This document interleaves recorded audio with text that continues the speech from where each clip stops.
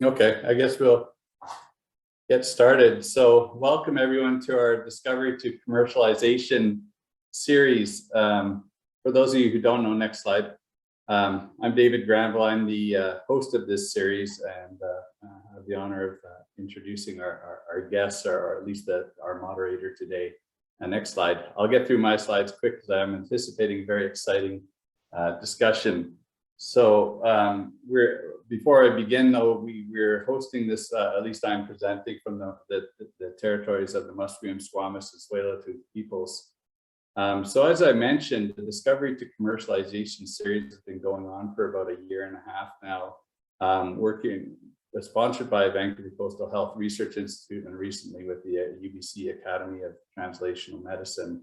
And the purpose of this series is to bring together academic researchers across the city, along with the hospital researchers and industry to try and create a better alignment. One thing we know from COVID is when academics work well with hospitals and industry, things tend to get done. So we're really working at trying to improve this relationship. Next slide. So we have a great list of speakers. So I'll introduce David Mayne as our moderator, and I'll let David introduce the speakers. So at this point, we have a few housekeeping notes. So this event is being recorded. I encourage you to answer or ask questions in the chat box, and these will be read by David, and he can ask the questions to the speakers. And please keep your Zoom on mute. Next slide. So at this point, it's my pleasure to introduce David Mayne. David is a prominent figure in the biotechnology landscape in British Columbia. He's a pharmacist as well as holding an MBA from UBC.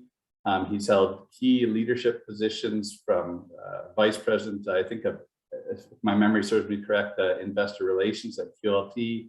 Then went on to be the CEO of INEX, followed by chairman and CEO of Aquinox, which he led the transition from a private company into a NASDAQ listed company, and most recently as the CEO of Notch Therapeutics.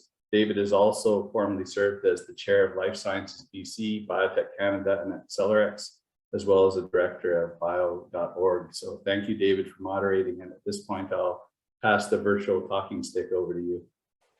Great. Well, thanks, David, and really appreciate the invite to do this today. I think for the audience, you are going to be really very lucky to have 4 esteemed panelists and hear from them today. I've known all of these individuals for many years. And I think one of the things that, my advice for everyone listening in is listen for those nuggets of consistency between the speakers, but also listen for the subtle differences, because the advice I often give a lot of entrepreneurs about raising money is that you have to get used to hearing no a lot. And it's often because you have to understand the subtleties of different approaches that different investors take. And I think you're going to hear a great perspective from 4 great panelists. And so without further ado, I'm going to introduce our first panelist, who is Brenda Irwin. Again, a dear friend for many years. And Brenda is an investor and managing partner of the Relentless Venture Fund, a health technology venture capital fund that invests in preventative and proactive solutions that optimize health, activity, and longevity. She's a former life science venture capitalist for the Business Development Bank of Canada, and she currently sits on the boards of Canary Medical, Modality AI, and Orphix Medical. Brenda holds a combined MBA in Information Technology from the Sauder School of Business and the Hong Kong University of Science and Technology, as well as both a Bachelor of Science in Human Biology and Bachelor of Arts in English from the University of Guelph, and a Bachelor of Education from Queen's University. So as you've just heard, it took her a long time to get her career started. Lots of education. Well done, Brenda, and over to you. Hello, everyone. Just confirming that we have effective screen share starting. Yes? Awesome. It is a delight to be here today amongst so many friends. And as David said, I've known David for a very long time, as well as most of the other panelists. And because I get to come to plate first, a little bit of a sporting reference, I'm going to provide some context to make sure that everybody is at the same foundational starting point around understanding the innovation financing ecosystem, as well as what venture capital is. I will focus on two of my favorite areas of emphasis that I think are often missed in presentations, and I will jump to it. So, financing innovations. Many of you on the line who have either projects or developing business plans may have already had the experience and joy of receiving grant funding. But in the continuum of financing that leads to venture capital, we often see and generally expect that you will have had a healthy amount of success in raising money either through grants. That is my favorite. The more non-dilutive funding you can hustle, the better when first getting venture capital. But you may have also received funding from friends and family, from the local angel investor ecosystem for life sciences. It is very robust in Vancouver. Depending on your product or business, you may have some access to crowdfunding, or you may have success accessing crowdfunding. It's not generally something I recommend for most healthcare businesses. I've definitely invested in a company that had received pharma investment before any venture funding. So that also keep your relationships and networks hot around identifying potential strategic partner investment. And then some accelerators, while they won't make direct investments, if you have success in joining an accelerator or being accepted into an accelerator, you'll often get a lot of very smart in-kind support to move the business along in the earlier stage. And then we get to venture capital. So what is it? As David made reference, I rarely hear my academic background in intros anymore, but I was a teacher before I was a VC, and I'd be asking the room first, what do you know about venture capital? Since I can't do that today, I'll just jump into it again. Venture capital, financing for startup and emerging companies, typically with proprietary technology. And I say typically because there's been such an explosion of venture capital over the last, I guess, decade plus, that there are businesses and verticals that aren't necessarily tech enabled. So it's not really at the heart of the definition as much anymore. However, the risk profile is what's key around venture capital. We are all making investments in companies that have a high risk profile, and then commensurate with taking on high risk, we expect very significant returns. There are many businesses that I'm sure all of us at some time have said no to, that are going to be solid, steady businesses that will have success, achieve profitability at some not too distant future. However, they aren't necessarily going to have the risk profile to generate the kind of returns that we're seeking. When I started in the business, it was always about the 10 bagger and 40% IRR in a portfolio. Now, so 10 times the return on cash invested. I personally right now, as an emerging manager in a new venture fund, would be delighted with 3 times cash on cash and a 20 to 25% internal rate of return on the entire portfolio. I'm throwing out some lingo, not a lot of time to get into the definitions, but anything that's mentioned today, and again, to the nuggets of consistency, make sure you build your own glossary of terms so that when you're going into meetings with VCs, they are efficient meetings and you don't have to get caught up on the lingo. The last thing I'll mention about venture capital, so emerging tech, high risk, high return. Our decisions are based on mitigating the risk. And then when you take venture capital, you are selling a piece of your business. And I've been in more than a few presentations with entrepreneurs where they didn't really understand the equity part, that you're giving up equity. So I'll pause there, take a breath. And now I'll show you the 2 areas that I find are the most misunderstood, misstated, or underrepresented in pitches. Believe it or not, the market reality. So that is one area that I highly recommend everybody to become very much an expert in the ecosystem that you are looking to build a business in. And I'll show you an example here with this snapshot. This is probably about 18 months old. But we'll see pitches where opening slides are, we're transforming healthcare with the use of artificial intelligence. And I'm showing this slide to just give a flavor of, look at all the different areas of healthcare that are using AI to find, from accelerating drug discovery, more efficient care in mental health companies. Even down in the lower right, you'll see some wearables that maybe not all still exist, but are working at incorporating artificial intelligence. So don't get caught up in lingo and thinking that that's going to mesmerize at the receiving end. Understand the larger ecosystem that you're in and how you really differentiate with the use of your technology, which leads me to my second, well, not yet. Second part of market potential. This is actually a slide, and Paul may be able to figure out which company this is from. This is from a E at UBC pitch about 6 or 7 years ago. And I'm using this slide to show you that at a very early stage, at the beginning of the career of the launch of this business, I was presented with this market potential. Elderly fall detection. We might go into the military. We believe we have a product that we can bring into the medical and the hospital system, and then look at all the areas we can go into sports. I remember that pitch like it was yesterday, or I think I would stop this conversation now and ask you, where are your current customers? Do you have a pilot? Where do you think you're going to have the fastest ability to prove viability of your product and utility? And that was, if you see right there, it was in university sports. Very different from over $5 billion in the total addressable market that they wanted to dazzle me with. And I said, well, so let's have a conversation about how big that market is and what the need is in that market.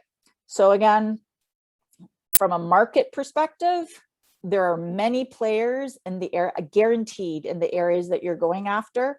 And then when you're presenting to an investor, be really specific around what slice of the market you're going after, and then other areas. So I can make a decision as an investor whether I believe you can tackle multiple markets.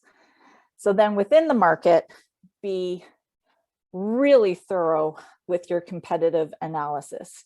And we have all seen them where there's limited to no competition slides. And I will tell you that by far the most compelling investment presentations I've ever been given are robust analysis of the competition, because it creates confidence for me that you actually know how you differentiate in the market. Here's a snapshot of one particular company. It's one again that Paul would know, and Allison, about a robotic animal that was being developed to solve loneliness in seniors with dementia. Now I'm highlighting this because you'll see it shows the key competitors up here. Paro, that was always the company that they came up against in investment pitches. It's a $6,400 toy compared to their $449. So then he's like, well, what are you doing differently from this company that's already been out on the market and has a very defined sales number of sales that you can figure out? And they also have FDA registration. So they were trying to initially differentiate around, well, we're FDA registered, we're going to go down other avenues for reimbursement and institutional placements. So, but the real difference to me was this bottom one, in working with the company and interacting with the company, was the realism of the product. So you can go through all the tactical decision making of building your business, but really, you know, different investors are going to jump on different aspects of their business that they find of greatest value. But I can tell you, in this particular example, they were marketing the wrong differentiator, saying we were a lower cost FDA product. It was, their product was real. It felt like a real animal that you were interacting with. So in closing around competitive risk, that once you identify the stratification of the different competitors in your market and how you go up against them, also identify the greatest risk. And in the current market in healthcare, I would say some of the greatest risk in the areas that I'm investing in is the tech giants. So Facebook, Amazon, Microsoft, Apple came out yesterday or 2 days ago with new information about how their watches, they're expecting it will be able to detect dementia or cognitive decline. So that wasn't in the market publicly. Sorry, yes, I have a landline. Public market, and then all of a sudden one of the big giants came out and said we've got data that's pointing towards this area, and I've invested recently in a company that does a virtual assessment, like a virtual neurologist assessment of cognitive decline. So you have to know who's in the market, and also be have people on your team always scanning and scraping for potential threats. And some of the places you can look for that is in hiring listings. And the last thing I'll say is develop the art of storytelling. What this is an image, an artist rendition of this one entrepreneur who was building a community to create better well-being in 5 communities in the US. And I will always remember this presentation because this piece of art is a demonstration of her being a survivor of 3 types of cancers and also going to space. And everything that she's experienced in life led to this nonprofit of building wellness in these different communities. So there's a lot to be said about being a good storyteller and having great imagery related to your pitch. And with that, I will pass the baton back to David and look forward to the Q&A part of today.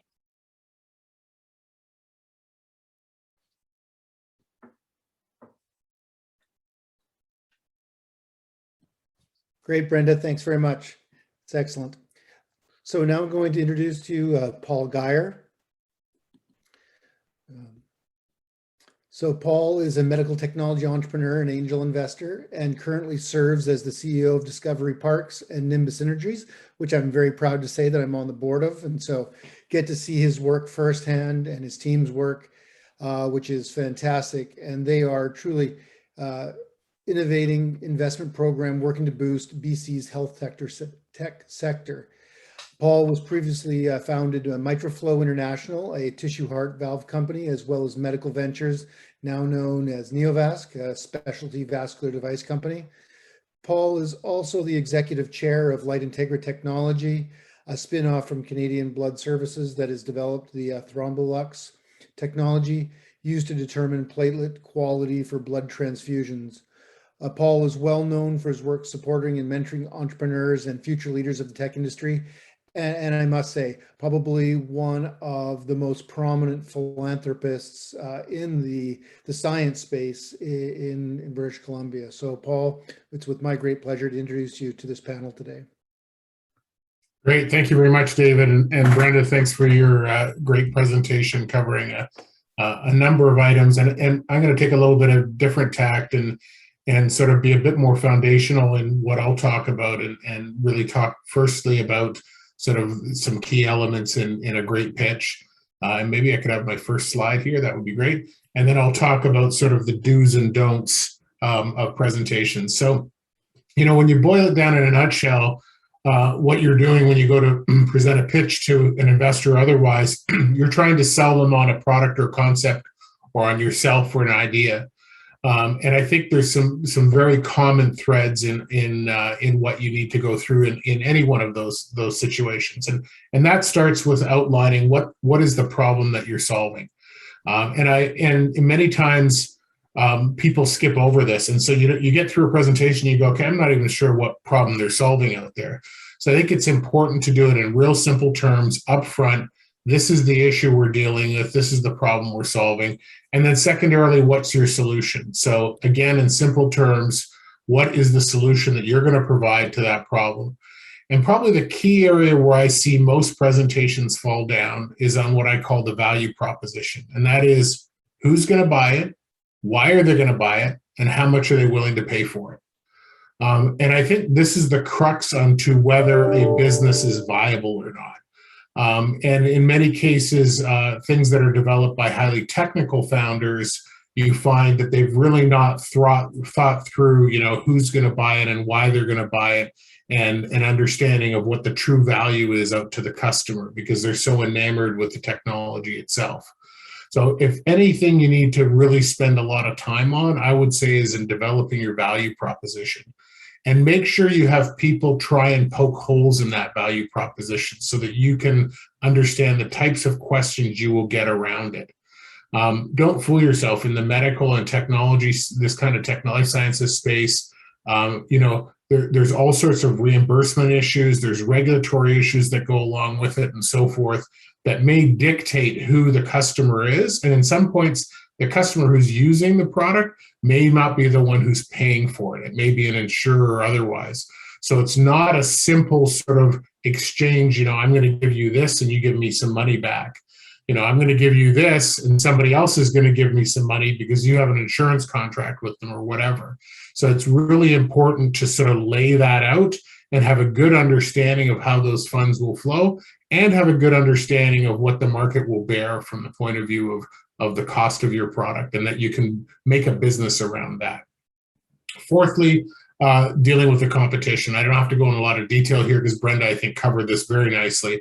But bottom line is, who are they? Why are you different? And perhaps why are you better if you're going to rank yourself? And so Brenda showed an example there where there was, a chart, and a visual is really good in many cases to show that. But as Brenda mentioned, sometimes you pick on the wrong things that are your competitive advantage. So you really have to have a solid idea of who they are and how you compete with them and what more you're bringing to the table. Again, brings you back to that value proposition. And I can't emphasize enough, the difference between a good presentation and a great presentation is the story. And the story is so key. And really it comes through in the passion of the person who's delivering the presentation, or the history of why they're with the company, or why they got involved with it, or what they're trying to do and to accomplish. And what you really want to do is try and tell a story that resonates with the person you're meeting with. And it might depend on who that audience is. If it's a venture capital group, if it's an angel group, if it's a potential somebody who's been a customer or would have been a customer of yours. So you have to be able to tailor that story appropriately. But I can tell you, if you get the emotional and the passion behind it, and you get the emotional hook, it is going to have you're going to have a much higher success rate. The person who you met with is going to remember you. They're going to go back to it. They're going to feel the same way you do about it, and they've got a much higher chance of wanting to invest and be involved in that opportunity. Number 6 item, the economics. So, is it of the product or service of the company, i.e., what's your economics on making the product, how much it's going to cost, how much you're going to sell it for, and in doing that, how big of an infrastructure do you have to build, what are your sales channels, and what would the company economics look like? I mean, ultimately, you need this capital to grow the company and make money and make profits, and those profits are going to be attributable to shareholders. So you want to show that path through to that success, either through to profitability or through to an exit. And you're going to get asked those questions, how do you see building this? When do you see exiting, and so forth? So you're going to need to have that information in the back of your mind as well. Second to last, the team. And that is, why is your team the right team, and why can you execute? I think this is really important, particularly for first-time founders and first-time CEOs. Don't fool yourself that you're going to know it all, because it's highly unlikely you do, and you're not going to look good in front of investors saying, well, I'm a first-time CEO and I know it all. They're going to look at who's the team you've built around you. Are you willing to bring smarter people to the table than you are, and listen to those people? Are you coachable? Are you mentorable? All those things are key things. I can tell you, as my experience in investing in so many different companies, it is so much about the people. I'd much rather have a fantastic management team and a mediocre product than a fantastic product and a mediocre team, because a fantastic team will be able to pivot and will be able to find a direction and will be able to have a successful exit of that product, even if it's a mediocre one. But a poor team just won't know when to pivot and will run right against a wall in many cases. So it's really important to be realistic. And if you're not the team, the star team, then you should be telling people how you're going to get to becoming the star team. And the last and probably most important thing, and believe it or not, some people forget to do this, is the ask. What are you asking for? Are you asking for money? Are you asking for them for their interest to follow you until a point when you want to ask for money? But be real clear about when you walk out of there what you have asked for, because otherwise the potential investor or the person you're meeting with isn't really sure. Do they want money? If so, how much? Under what terms? What kind of vehicle? All those type of things. So make sure you have a slide in there on what your ask is. So those are the 8 sort of key elements, I think, in any pitch. It doesn't matter if you're pitching for technology or otherwise. I think this goes across the board. And I think it's, key items that you want to have. There may be other things you add in there, but you want to have at least these minimum 8, and you want to have sort of at least 10 slides to do it. Some people take more slides because they spend 1 or 2 slides on each. But generally, that's sort of the layout of it. And with that, let's go to the next slide, please. So do's and don'ts. So number 1, pretty basic, be on time to start, i.e., make sure you show up on time, ready to do your presentation, not walk in late, because that's not going to be, set the stage very well. In general, 10 slides max. If it's a quick presentation, obviously, if it's going to be a longer one and you've got a lot of time, great. Generally, most presentations, you've got sort of 15, 20 minutes to get your point across, and you don't want to be having 25 or 30 slides with, hundreds of words on the slide where you're reading from the slide. That's just not going to be effective. A good rule of thumb, when you make those slides up, your text size has to be greater than half the age of the oldest person. So if the oldest person in the room is 70 years old, your text size should be minimum of 35 point. And so if you use that rule, they'll actually be able to see it. Because I've also seen presentations where, even though I'm a bit visually challenged, I don't really need glasses that often. It'd be nice to be able to read what these people are putting in front of me. And so for me, that's obviously 25, but no, just kidding. Number 4, keep it simple to understand. You got to realize that the people you're meeting with, they may have varying degrees of understanding of the technology or the space that you're in. One of the problems for me is I've been in the medical device space for years, but the biotech space is a little bit out of my realm. And people walk in the room and start doing a biotech, pitch to me and start talking with all the buzzwords in biotech, and my eyes glaze over, quite frankly. I just go, oh, this is way too complicated. I don't understand it. I'm not going to invest in it. So I think no matter what you're doing, you need to talk to the level of the audience. And I would say even make sure your presentation comes in at least a level below that. They'll ask questions if they're really smart about a certain area, and you'll be able to answer those questions afterwards. And like I mentioned before, the last item of what you should do is tell a compelling story and make sure you get the emotional hook. So the don'ts. Don't go overtime and pace yourself. I was recently involved in a presentation where people were given 8 minutes to do a pitch. We were 5 minutes into the presentation, and the person hadn't even told me the entire story about the company yet. Never mind gotten to all the other elements I'm talking about. So, and at that point, 5 minutes in, I stopped them and I said, well, can you tell me about what your value proposition is and a little bit about your competition and so forth? And they did, but they came back and they said, we found it very rude that you interrupted us.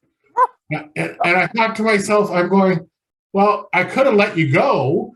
And I didn't say this to them, but I could have let them go and they would have run against the wall and I would have known nothing. Or I could have tried to help them out and ask those questions. But, I was really put off by that. And so you want to make sure that you don't go overtime and that you pace yourself and realize what it is exactly you have to get across in what amount of time. Because it's very different doing a 20-minute presentation versus a 5-minute presentation. Number 2, don't be an asshole.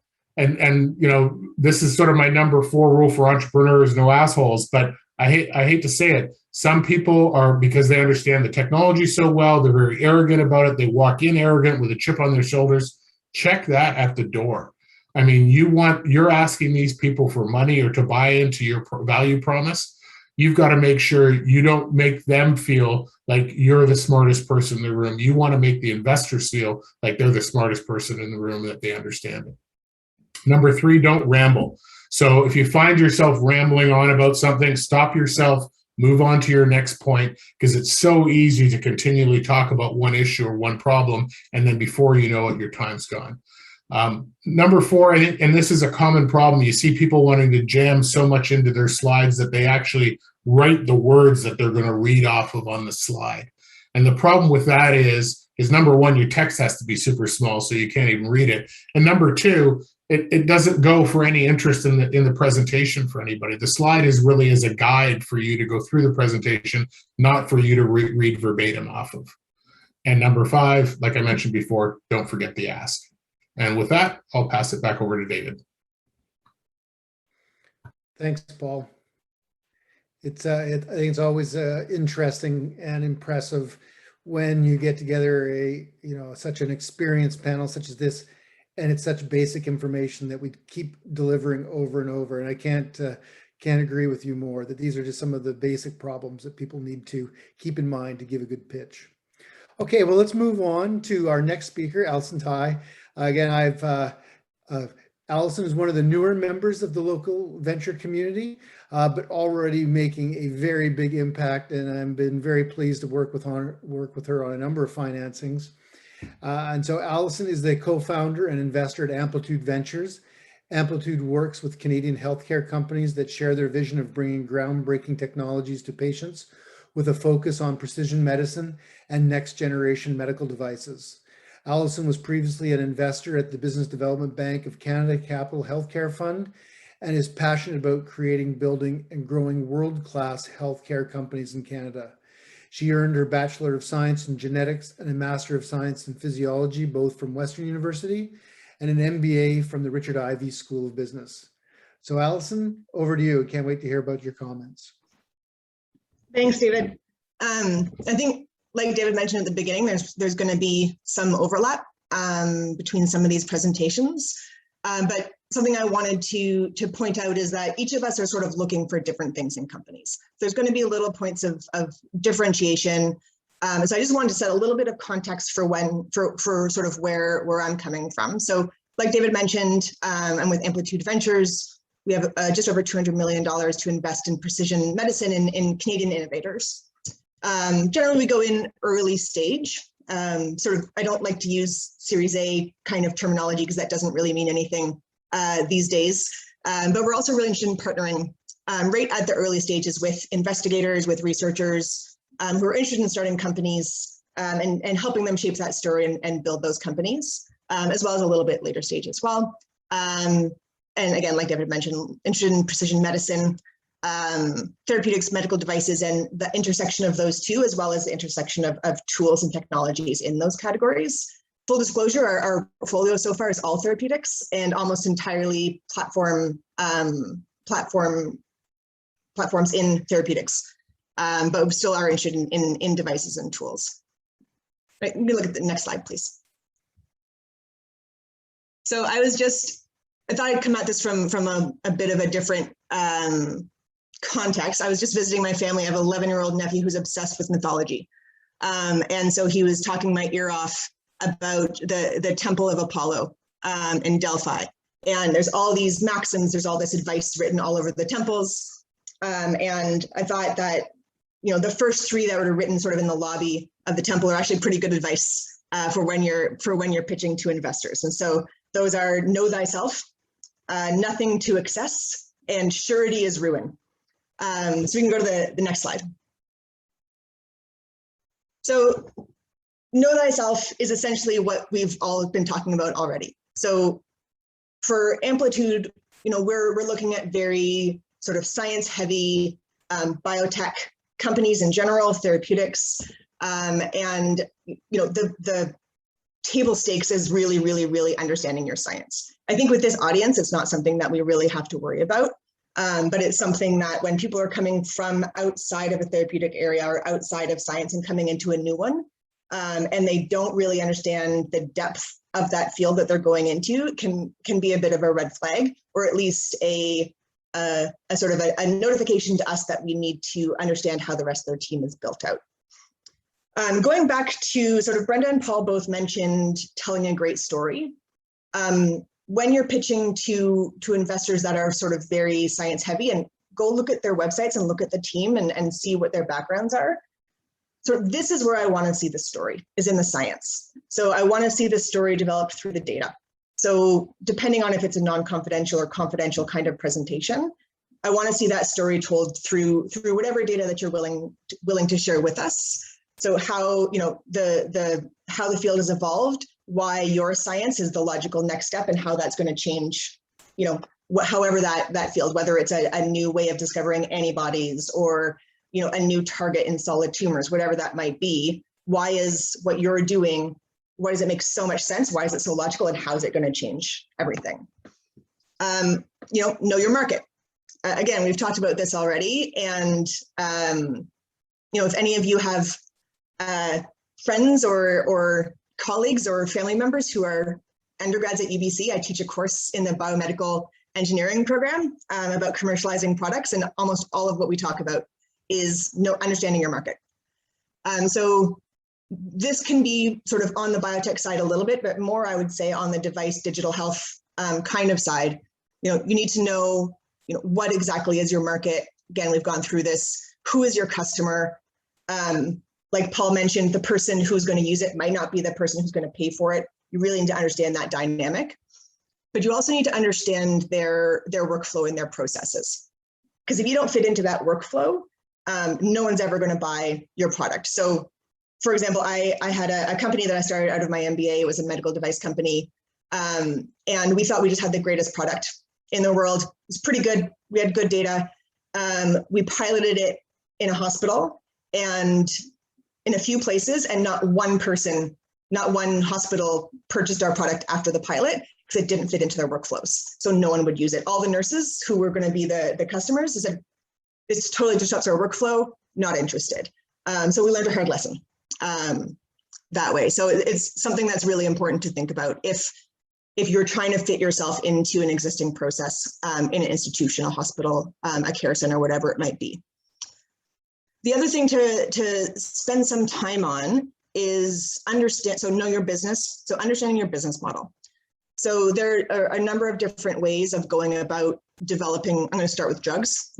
With developing drugs, you can have a single asset, and you could be building a company and raising money around that to drive that one asset into the clinic with the hopes that, you know, you're going to get that into the market and help a lot of people.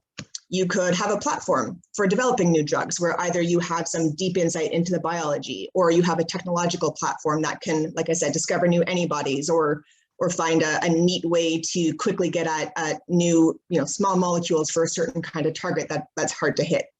You know, and then are you using that for your own proprietary use, or are you going to partner that out and help other companies to develop drugs? So really understand what your business model is and how that might evolve over time. And then I think the most important one here is knowing your team. So know what your strengths are and know where you're weak, and be really honest about where those weaknesses are, and be willing to bring in the people that you know, round out that team so that you can really drive your company forward and drive the value in that company forward. I would absolutely echo what Paul said. You know, a strong team is probably the most important thing that a lot of investors are going to look at. Science fails all the time, right? So we want to see that there's a team who can look at that failure and understand how they can tweak, if that's possible, and move forward, or if it's time to just pull the plug and let it go. We can move on to the next slide. So the second maxim inside that temple was nothing to excess. And the way I'm sort of interpreting this is, you know, having some precision and having some knowledge of what's realistic in terms of, you know, your market and your timelines and these kinds of things. We see a lot of pitches, a lot, probably hundreds on a team our size a year. And you can get kind of cynical with companies coming in and telling you, we know what, we're going to cure cancer. It's a $7 trillion market. It's probably not. So really drive down into, you know, yes, we have a product, or we have a platform that's really applicable in oncology, you know, in solid tumors, in these kinds of tumors, whatever it might be. and then understand all of the other drugs that are in that area and where you fit. So that'll start to narrow down sort of the size of the population that's going to really be, that your drug's really going to be effective for. And the other thing is timelines. It's really easy to be optimistic, you know, to look at how long experiments take and how much they cost, and just, you know, be like, yeah, we're gonna get to IND in a year. We're gonna be in humans this time next year. Probably not. Like I said, things go wrong all the time. Maybe you didn't get the right mice from Charles River, and now you have to go back and start again, and it's a 6-month kind of experiment that you have to do. You have to sort of build these buffers in, assuming that some things are going to fail. And the other thing to think about in terms of excess is the valuation. And this will come a little later in your interactions with investors. But our starting assumption is that the assumptions that you've built into your valuation are wildly optimistic. But if you can come into an investor and really explain your assumptions, and they're very logical, and it's very pragmatic, that starts off that interaction on a really good foot. The other thing to think about when you're raising money, especially these days when the rounds tend to get a little bit larger, is understanding where your key milestones are. So what are the really important experiments in your plan that will tell you whether this is going to work or not? And that might be experimental kind of data, or it might be, you know, bringing on a really key hire that gives your investor confidence that some of that risk is mitigated as you're going along. We can look at the next slide, please. And the last one is surety is ruin. And I think this goes back to Paul's don't be an asshole. Humility really goes a long way. You know, we know as investors that, especially if you're spinning something out of a university, that this research is something you've spent decades on probably. But we know it's hard. And we've seen, you know, every possible way that these things can get tripped up. We've seen that happen. The nice thing about being an investor in this kind of field is I've never felt like the smartest person in the room. So we know that you're the expert on this, but being really, really great at science is different than running a business. And so there's a great give and take there between the investors and the scientists and the people who are running the company about how we can all work together to really get this across the finish line. You know, I keep saying this, but there will be failures, and you need the right team around you, and that includes your investors who are likely going to be on your board to help you weather that storm and find the right path forward. And the other part of this is, you know, investors want to see that you're coachable. You know, there's lots of different phases of a company, and the CEO at the beginning of that company might not be the right person, you know, to bring that drug into the clinic, or to, you know, build a sales force to take it into the market after you've gotten FDA approval.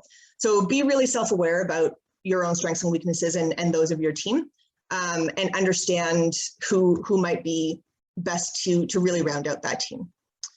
And I think that was it from me. So really looking forward to the Q&A. I'll pass it back to David. Thanks, Allison. So our last but not least speaker is Gerald Davis, the Managing Director of Versant Venture Management.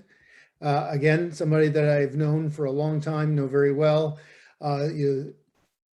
Beyond what his bio says, as being a managing director at Versant Ventures Management, a healthcare investment firm, he's also played a critical role in Versant's company creation strategies, and is involved with a number of public and private biotech companies such as CRISPR, Blue Rock, Repair, Acaro, and Graphite Bio, just to name a few.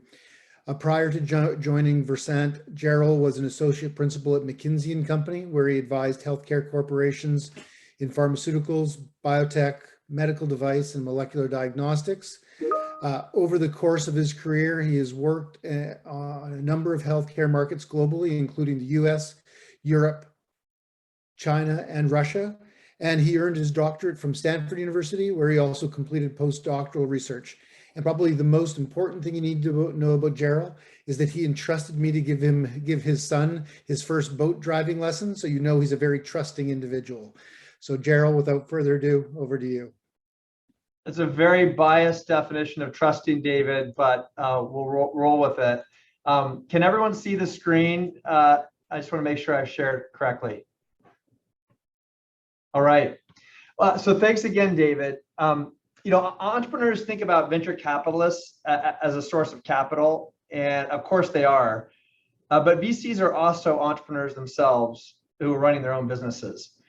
And so I wanted to take a slightly different approach. And specifically, I wanted to take a VC perspective and try to shed some light on how institutional venture capitalists think, and therefore how they evaluate investment opportunities. And so my goal is to help give some perspectives as you decide which VCs to approach and how to determine if they might be the right partners. And I'm going to hit a lot of the same themes you've heard on from Brenda, from Paul, and Allison. No surprise. First, I want to take a minute and describe how VCs think as they run their own funds. So this is basic stuff, but a lot of entrepreneurs don't realize how VCs are having to run their own funds. Fundamentally, the job of a VC is to generate strong returns for their investors. And most VCs raise funds that are tens or hundreds of millions of dollars to invest in a portfolio of companies. And most VC funds have 10 to 25 investments per fund. So that means for a $300 million fund, a VC might invest in the order of $20 million throughout the life of an individual company. And what's a VC looking for in any given investment? Typically, they're looking to achieve a certain multiple. It could be 2 or 3x in the case of a later stage fund, or 5x or greater in the case of an earlier stage fund like Versant. They're also looking to achieve a return in a reasonable time frame. That's often 5 or 6 years. There are very few funds that actually have a longer term horizon than that. And some later stage funds actually expect to see some sort of return in 2 or 3 years. For a $10 million investment, that means most early stage VCs would be looking for $30 to $100 million in return if that company is successful. So those are some basics, but I wanted to provide that because hopefully it sets some context. The second point I wanted to emphasize is that there's significant variation from fund to fund. And we've heard this as Brenda, as Paul, as Allison talked about this. Every fund is different, and it's important to understand those differences as you decide who to approach. Funds can vary based on focus, whether they focus on device, therapeutics, or diagnostics. There's also a lot of variation in investment stage. Some come in at the very early stages and build companies. Others come in at later stage. Some are public funds. Some operate, across the spectrum. Firms also vary in how much they syndicate versus partner with entrepreneurs to build companies. They differ in their liquidity strategies and their hold periods. Again, is it 5 or 6 years or 10 years, or is it 2 years? It's important to know that when you're bringing an investor on board. Importantly, and this is a hard thing to understand as an entrepreneur, funds and even partners within funds have their own track records for where they made money, and therefore their own pattern recognition. So just like entrepreneurs, just like academics have their own pattern recognition on a grant or on a project, or as a clinician on how to treat patients, that's the pattern recognition that investors have. And they've had their successes. They want to look to see in your proposal how it looks like, where they've been successful before. And all this significantly affects how they therefore evaluate investments. And so it's important to understand all this, again, as you decide which funds to approach and how to engage with them. The third point I want to make is one that everyone's already touched on. So hopefully no one leaves this session without a sense of this point, which is that investors are highly aware of the landscape, and they want to back, this is an important point, best-in-class companies in that space. Especially in today's market where there's a lot of capital and a huge amount of innovation, investors are fundamentally seeking exposure to breaking areas of innovation. The reality is that there are many, at least multiple players in any given field. And so more and more our goal as investors is to back the best company in the field. And the better you can, objectively position your company versus the competition in a grounded way, the better the investors are quickly going to be able to evaluate whether they want to partner with you. Finally, I just want to speak for just a few minutes on how VCs evaluate companies, or at least how I evaluate company concepts. And it's really pretty simple. To me, it comes down to the innovation concept, 2, the team, and 3, the assets. And all of this involves a heavy use of pattern recognition again. Under the innovation concept, I'm asking questions like, is this a blowaway idea? And what's the impact versus what else is out there? What's the breadth of this and the scalability? Will the biology really translate, and how much risk is there in that? Can we technically translate this and make it work on the right timeline? And of course, all that rolls into the financing and the value creation path, knowing the market. Under the team, we're asking, I'm asking, whether the world leaders in this field are involved. I want to back companies where I believe we have an insight that's better, again, than any other company in the space, and that means the world leading academics or clinicians are involved with that company. And we're also, of course, asking how strong the management team is there, but that's sometimes an area where we can help. And then under assets, I'm asking if there's a starting IP or know-how, or why can't others do this? What's the barrier to entry? So we talk a lot about everything that has to go into a pitch, but what I'm trying to convey here is there's just 3 things that I'm looking for. And if whatever your pitch format is, you can get these things across, I think you're going to hit a lot of impact with your audience. One other framework that I find helpful to evaluate innovation concepts is shown here on the right. And this helps think about biological risk, technical risk, and whether a company can have that broad scale and impact. And for us, companies don't need to score highly across all these areas, but they need to have 1 or 2 areas where they score exceptionally high. And our companies vary, and some of those are listed below, in where they fall on these axes. In fact, our portfolios have changed over time as we've adapted our strategy to the pace of innovation and the external environment. But if we can ever find an investment with a reasonable biological risk, a reasonable technical risk, and massive scalable impact, that's what Versant's really looking for and striving to back. So that brings my brief section to a close. I hope I've given some insight into what institutional venture capitalists think about, and more importantly, I hope this may help as you think about approaching various sources of financing. With that, I'll hand it back to you, David. Thanks, Gerald. We'll move on now to the question and answer period. I'm going to give you all a few more minutes to submit a few questions. Some have been coming in. I'm keeping track of those. But I want to kick off the question and answer period with a question for all the panelists. And maybe you could just all cycle through it in the same way that you presented and answer this question, which is, of all of the companies you've invested in and you've had whatever your definition of successful exit is, what percentage of those companies exited based upon the original business plan that you invested in? Brenda?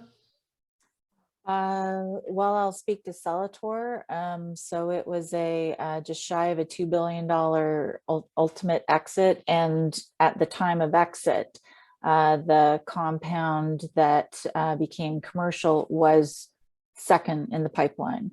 So the business model didn't change. The original innovation didn't change. It was synergistic ratios of combination chemotherapeutics, and the first product, I believe, failed in phase 2. And the company had raised a significant amount of capital and went through, not public ups and downs before they became a public company and ultimately acquired by Jazz. But what's exciting to me is I invested in a company to bring new oncology products to the market. And now there is a product for acute myeloid leukemia of resistant, second-line resistance patients. I remember that from 2001's investment rationale, and that's very exciting to me. 16 years from first investment to ultimate exit. You see in terms of the consistency between initial investment and ultimate exit? Yeah, I was trying to think through my exits, and it depends on if you evaluate them or not. But I would say on average, sort of 50% of them went through some sort of a pivot or change before and exited on something either completely different or slightly different, and 50% of them actually delivered on the original business plan. Allison? Yeah, I would say, and again, I haven't been through a lot of entire cycles of companies yet, but there's a few that we've had some pretty good results on. It's more of an evolution, I would say. So it's not necessarily a pivot. If I'm looking at some of our companies previously that we invested in at the BDC, Zymeworks is one of them. That computational biology platform is the same. It's evolved. But there's, the original concept is still there. There's the partnering that was the plan that was still there, and they've added on some really high value assets that are now sort of making their way through the clinic and getting some fantastic results. When you're looking at something like a medical device, most of those, the product actually doesn't tend to change that much. Just because of the investment that's gone into developing it in the first place.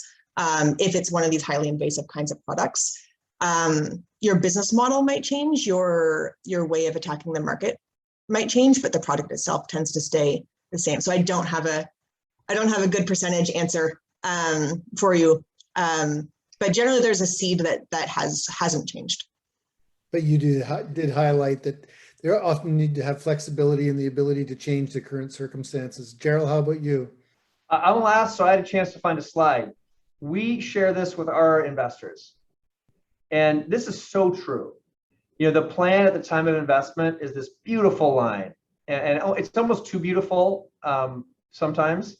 The reality is, more often than not, there's some non-linearity to the past liquidity. It could be minor, like Brenda said, maybe it's asset 2. It could be major, which is you pivot from oncology to neurology. So I think we've seen it all, and I don't think we ever expect that there's going to be, a completely linear path.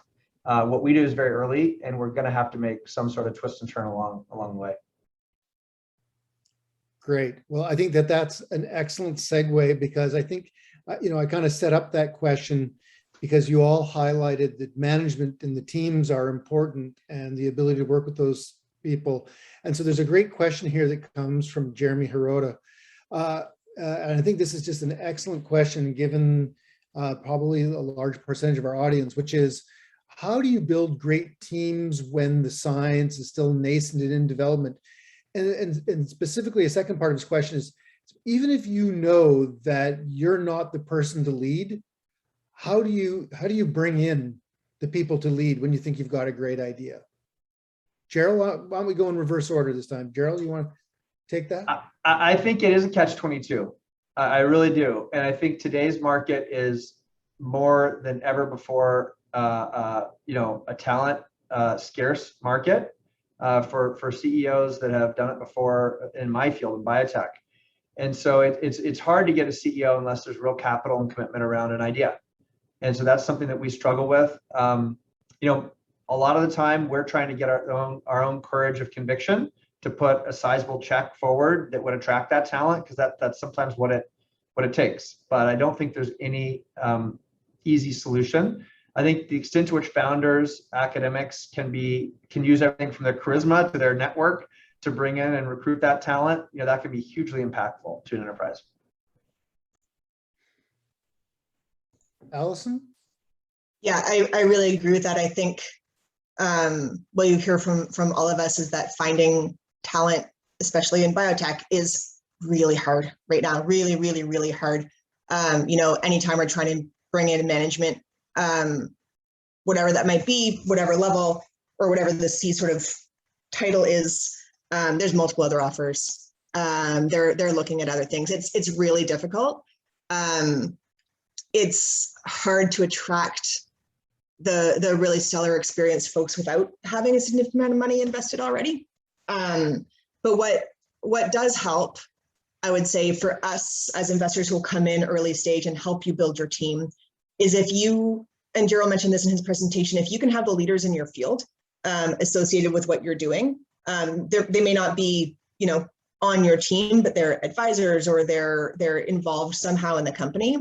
That helps us to sort of get conviction on the company, but it also helps the management that could be interested in coming on board.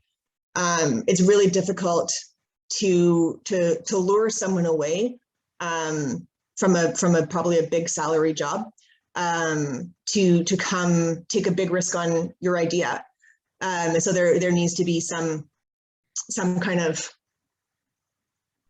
excitement, value that they can see in the future of that company. I'm going to add one more thing, actually, because I think it's especially difficult in Canada if you want that person to be in your city and not a remote person. And I think what we should be trying to do is building hubs. So somewhere like Vancouver, you know, let's build multiple large anchor companies like the Zymeworks, like Accelera, like Precision Nano until sort of their awesome exit recently, so that if someone wants to come and join a new company and something happens and it fails, there's another company that they can go work at, right? Like there's options for them so that they're not putting everything on the line, moving their entire family from San Diego to come up here and try and do something exciting. So it's a community push as well. Great. Yeah, I think the biggest thing, this is not an easy problem to solve, but I think, where I would start would be through your network and mentoring groups and so forth. So CDL, UBC, the Angel Network, all those type of different things. I think finding people in those areas who are connected to the area that you want to be connected to. And I would say, it takes a certain DNA to be a startup CEO. So, it's probably not, unless the person's really passionate about what you're developing, you're probably better off going after that specific DNA and realizing that, that CEO may have to change sort of 3, 4, 5 years down the road, depending on where the development of the business is at. Certain CEOs are good at different size of things. Some can take it all the way through from inception all the way through to a massive company, but in many cases, there's people who are really good at smaller size, or people good at mid-size, and people who are good at larger size organizations. So I would just work your network as much as possible and get those connections. They're not going to come to you, that's for sure. So you've got to look at other people who are in the science and talk to them, and talk to some of the CEOs of other companies that are already out there, and see if they know people, because CEOs usually travel in packs, so they know each other and might know of somebody else who would be interested in the position. Brenda, anything you want to add?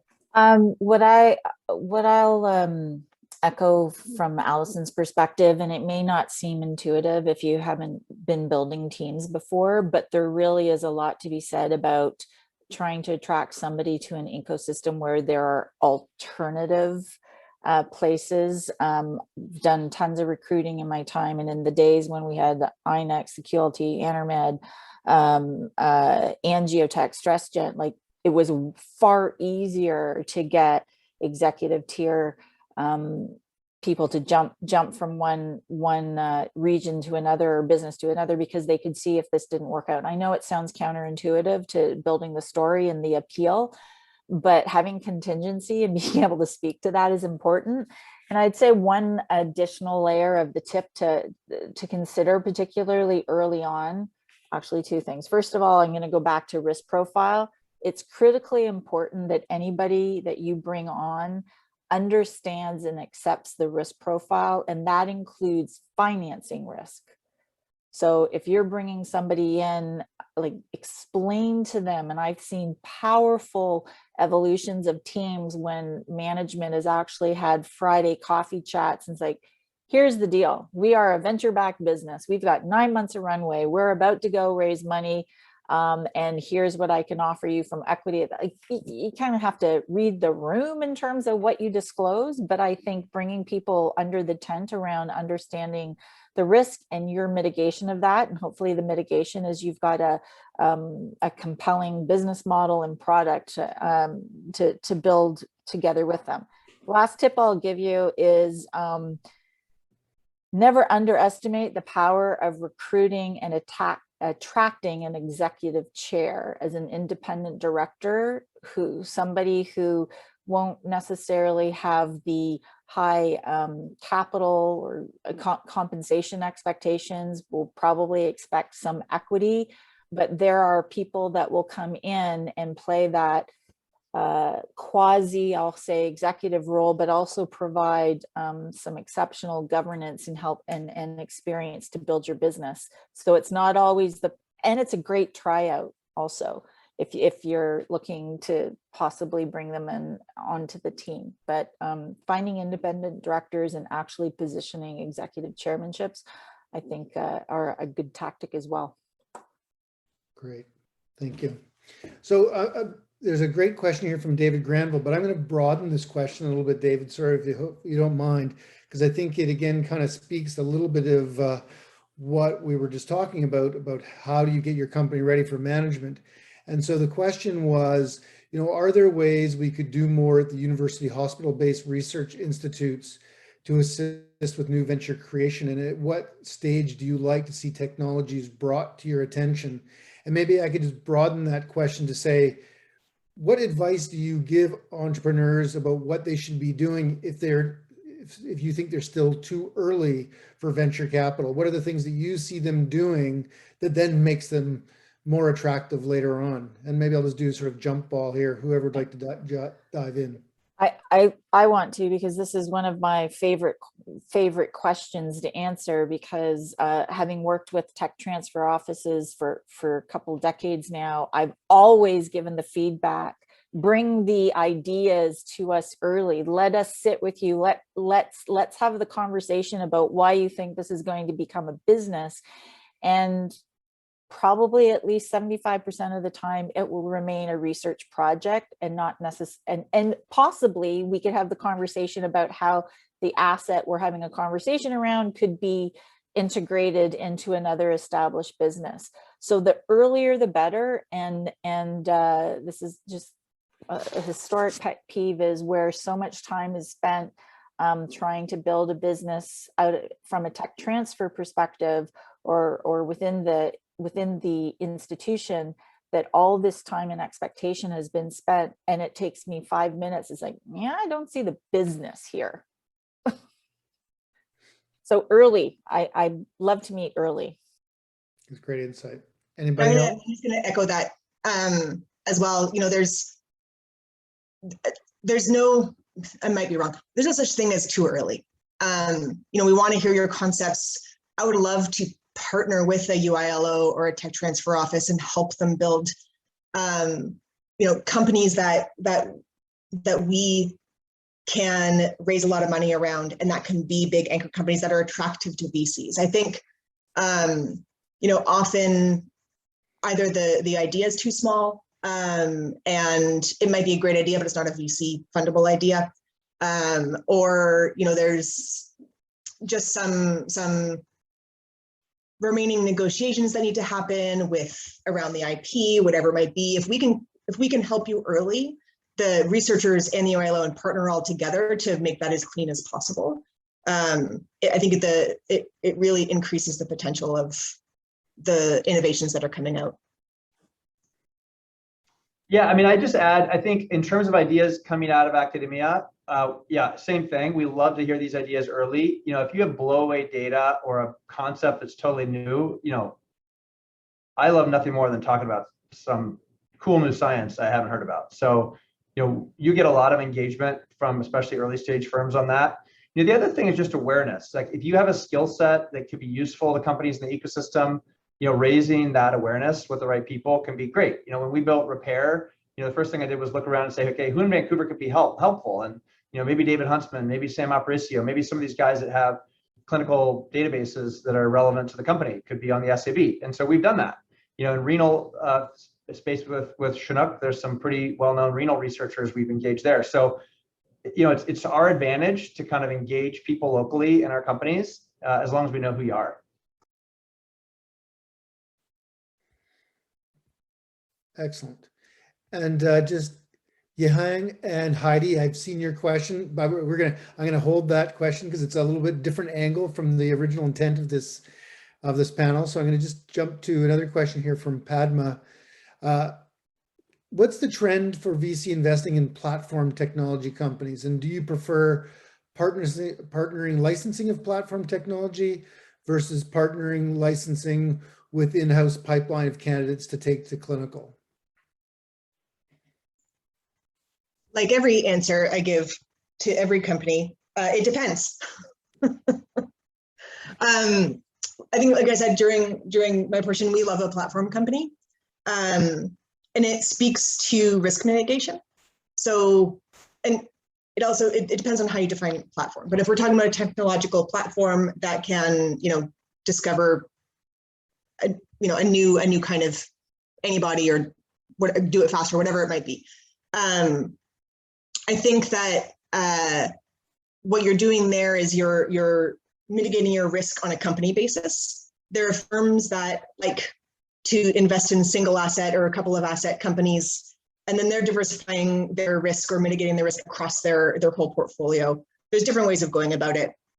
It's neither right or wrong. Just know what investors you want to approach if you're developing a platform. I think there's a lot of appetite for it.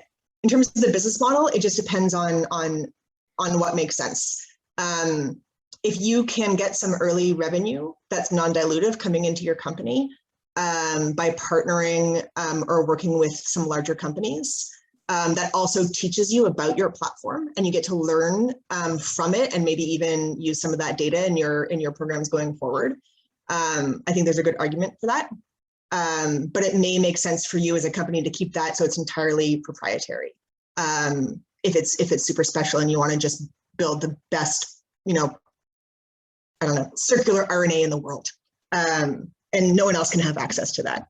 So it really depends. It depends.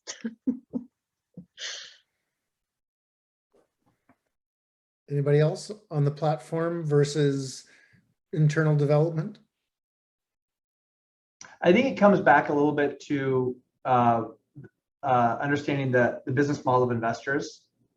If we need to invest 10 or 40, 30 or $40 million in a company, we're planning for a totally different exit value than if you're an angel where a $5 million exit value could be a good return. So I think that's important. There's plenty of platforms that you could take in more of a service model and be more of what we call lifestyle business that could generate a good return for angels.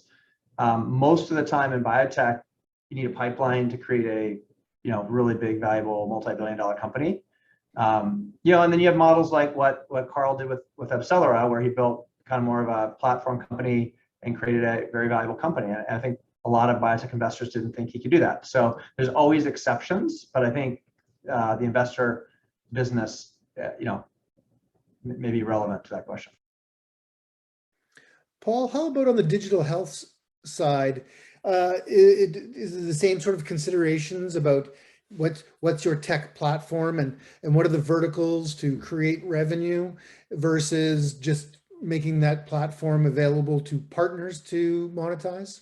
Yeah, it's very different because, compared to sort of drugs or devices, where you have regulatory or IP barriers that are natural, that are barriers for it.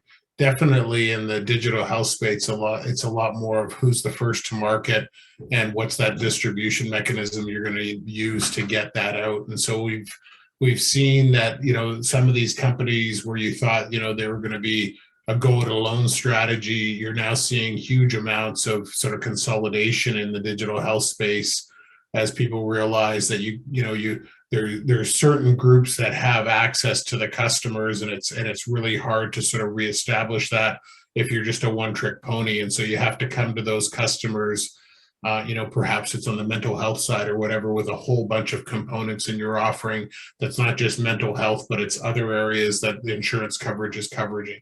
So, as a result of that, you've seen lots of consolidation and you're seeing sort of it move from sort of 25 or 30 small competitors to 3 or 4 larger competitors who have full product offerings.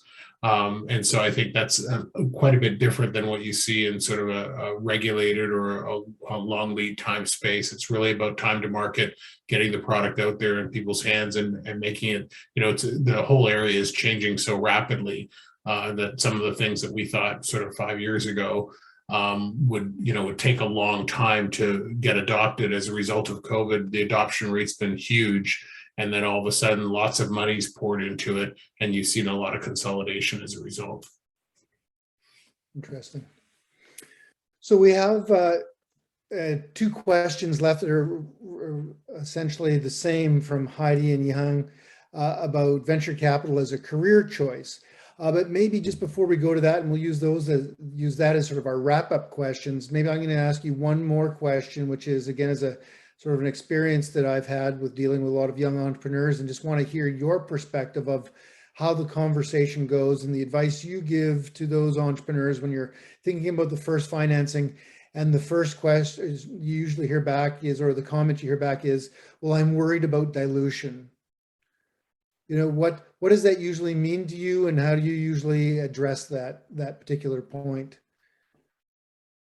So having said that, as an entrepreneur to an investor before, the advice that I got was, okay, well, do you want 10% of a rocket ship? Do you want 10% of $100 million? Or do you want 100% of zero? Because doing this kind of stuff is really expensive. It's really, really, really expensive, especially on the biotech side. So you're going to have to take some money that's dilutive at some point along the way. Yeah, it's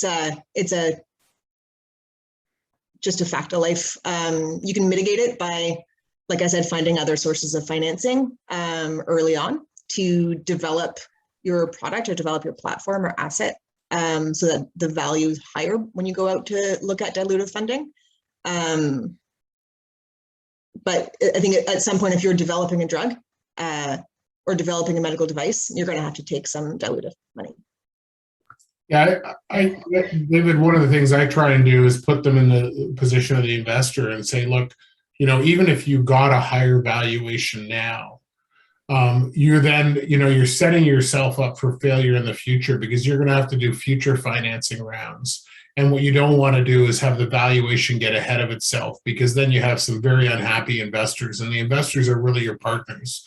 So you want to make sure you leave money on the table at every single financing, so that there's always an uptick and investors are always happy, and they're always happy to put more money in and continue to sort of ride the rocket ship up, as it would be.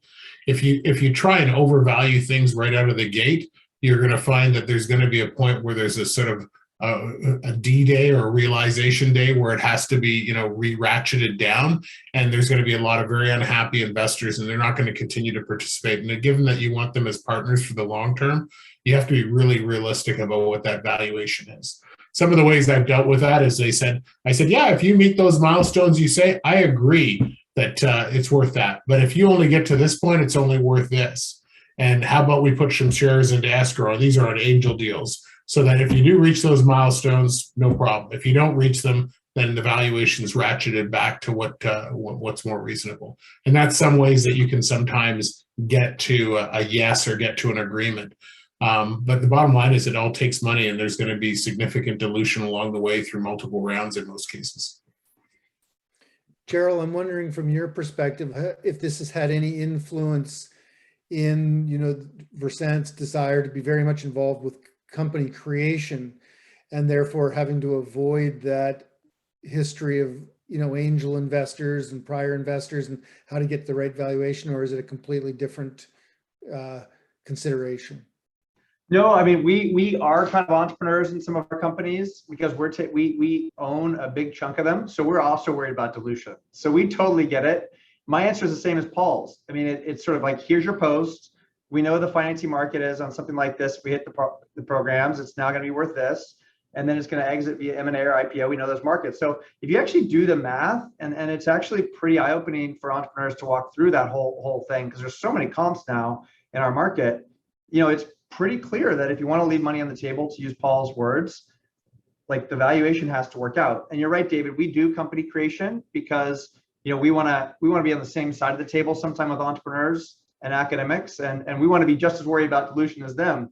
And as long as we can do that, we can all manage that together through the Series B, C, et cetera. Great. Brenda, any concluding remarks on that topic? I would say this is a relationship business, so you want to start the relationship business on the right foot. And what some of the biggest heartaches I've had in the early days as a VC is having to do the reset on valuations and having very unhappy angel investing friends in the same community. And it's our job and responsibility as professional institutional investors to come up with fair valuations. And when entrepreneurs overshoot in the spirit of trying to hold on to more equity at the very beginning, then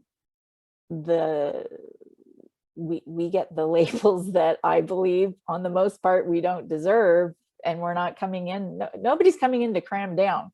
We're coming in to have a fair valuation at the right time, at the right stage of the business that warrants, the risk. We're venture capitalists, we're taking on risk. And we always expect there's going to be significantly more capital required prior to an exit. So I think it was Paul and Gerald both made reference to doing the math, and happy to do the math early on. And I'll say that as a final comment, before issuing a term sheet with any company, I've learned the hard way is I will have the deal breaker conversation around valuation before there's anything else on the table, because that's generally the number one sticking point. And if we can't come to an agreement on what the valuation is, then there's no point in getting into the other terms. And maybe I'll just make one added comment there, which is, I think that all four of you would probably agree, if you encounter an entrepreneur that thinks that they can bootstrap the company, get non-dilutive financing, and minimize dilution, you'd probably always say, go for it. Like nobody's trying to prevent anybody from being successful if they think they have an alternate path. But it's that if you're going to come to you and ask for money, you have your requirements as well. So it shouldn't be an adversarial relationship. But as an entrepreneur, if you think you have an alternate path, people would be very supportive of helping you try to realize that as well. I think that's so well said, David, because sometimes I find when you do the math, like Paul was saying, it's like, guys, you can go take another path, no problem. They say, oh, well, now I get it. I actually see the math, and it makes it really clear that it's their decision. And, that's what we want to make them aware of as well. So that's really well said. So our last two questions are basically the same, and maybe this is a good place to end on, which is the question of, for those in the audience today that might be interested in pursuing a career as an investor, as a VC, what advice would you give as to the things that you should do to make yourself a good candidate for an investment fund? And what are the things that people should do to build their resume to be even a better participant in a VC fund? So just clarify what you mean there, David. Are you talking about if you want to be an investor, or what you should do if you want an investment? I think basically the questions are, if people want to do what the four of you do for a career, Okay. what's it like, and what should they do to be able to move their careers in that direction? Okay, well, maybe I'll start. And that is, you got to be willing for investments to go to zero. So I think that's number one. You've got to be able to sleep at night if some of your investments go to zero, because they probably will go to zero.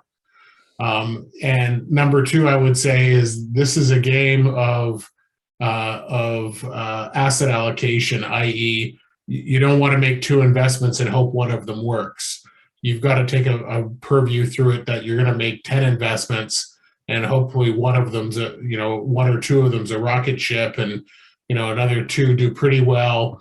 5 of them go tits up, and 2 of them are the living dead type thing, because that's what the reality is of what happens. So if you're not comfortable playing in that space and that happening, and that you're going to lose sleep out of it, don't even bother trying to come to the game.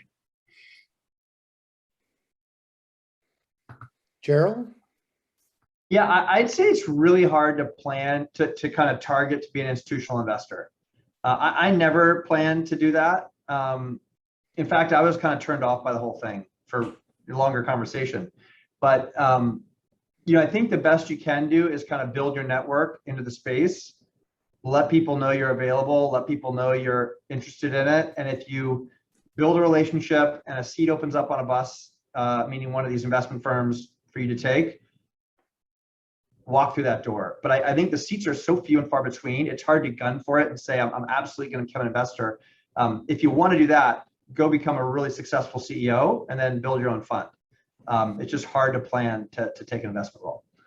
So I don't want to turn people off of it, because again, I do think if you want to dedicate yourself to networking and spending time in the ecosystem, a seat will open up, but it's not something that's going to happen overnight.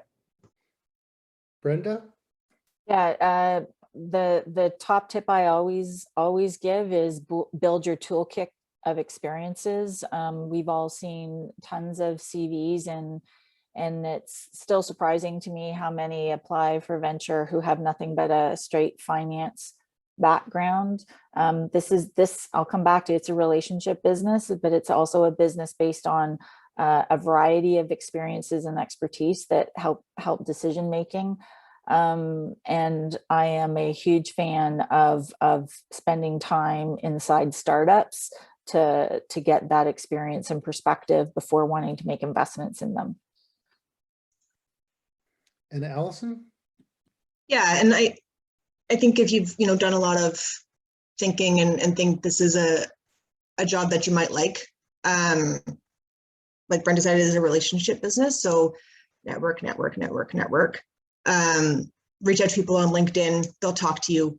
And I think what you'll notice as you talk to more and more people is that there is no path.